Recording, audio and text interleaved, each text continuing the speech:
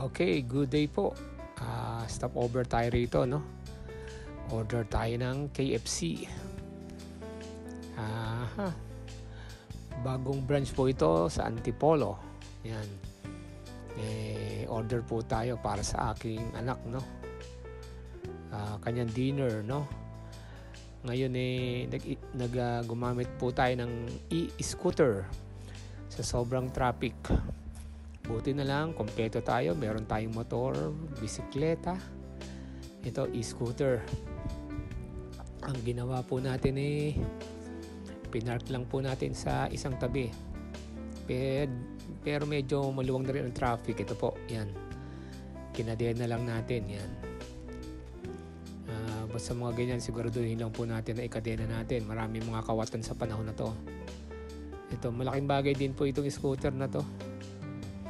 Pag traffic, pwede mong ito na lang ang dalin mo. Yan, may sabitan, tsaka may knapsack tayo. Yan, tinali lang po natin dito. Yan. Yan, e-scooter, no? Okay, no? At tayo nakuha ko ni aking order, tayo uwi na. Yan, ayan ang e-scooter. Yan, no? Talagang malaking bagay din po talaga na meron kang ganito.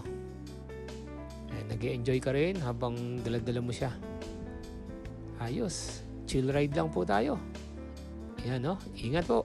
God bless.